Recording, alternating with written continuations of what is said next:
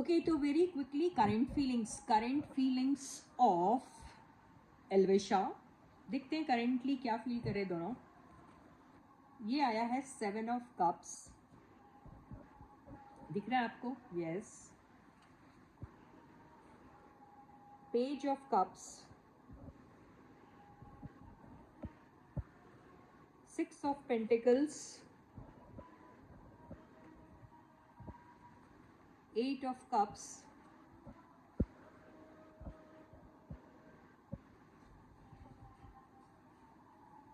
6 of wands. दिख रहे हैं कार्ड्स? ओके।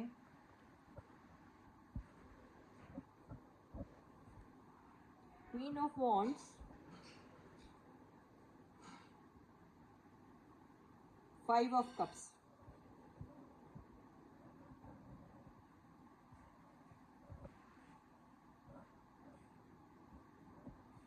ओके, तो मुझे ऐसा लग रहा है कि यहाँ पर अभी जो सिचुएशन चल रही है दोनों के बीच में, वो अपने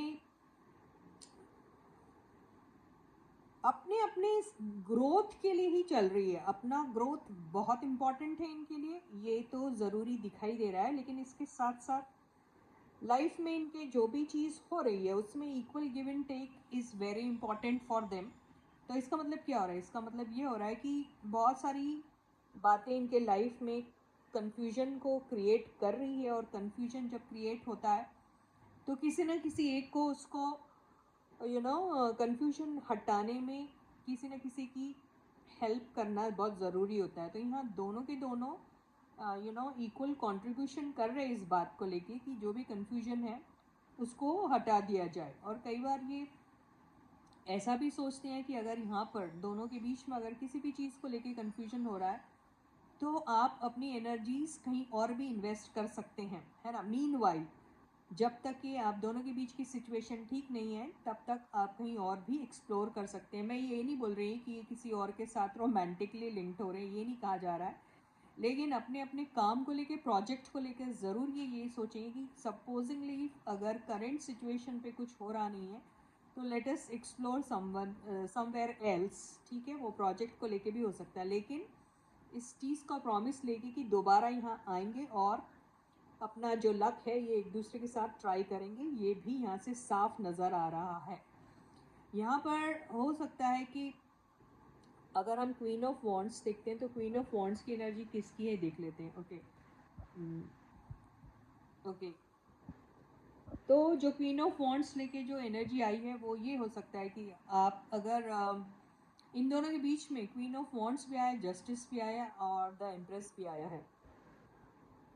तो अगर हम एम्प्रेस की एनर्जी ले तो हो सकता है किसी कहीं पर भी दोनों को, अगर सपोज हम एल्विश की बात कर रहे हैं या फिर हम मनीषा की बात करते हैं, तो यहाँ पर ये बात ज़रूर हो सकती है कि अपना ये दोनों एनर्जीज को लेके आराम से कहा जा सकता है कि दोनों का अपना सेल्फ ग्रोथ बहुत ही ज़्यादा इम्पॉर्टेंट है और हर एक को होता है। और लेकिन अपनी नुकसान को लेकर ये किसी का एक दूसरे का अगर भला भी करना चाहे तो वो उनको गवारा इसलिए नहीं होगा क्योंकि अपने सेल्फ ग्रोथ को दाव पे लगा के वो करना पड़ेगा, जो शायद नहीं हो पाएगा।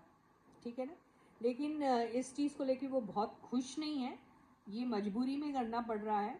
और जो चीज़ें ये सॉर्ट आउट कर सकते थे अपने बीच में कोई प्रोजेक्ट को लेकर, जिसमें हो सकता है कि कोई लीगल लोचा हो गया हो,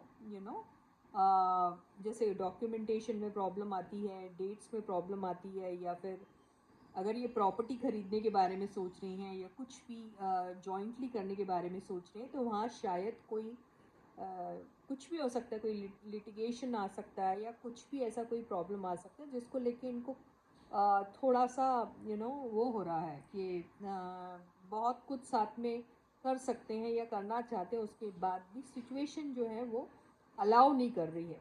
तो यही इनके बीच में अभी फ़िलहाल चल रहा है। So with this I and my reading for you for today. I will catch you again.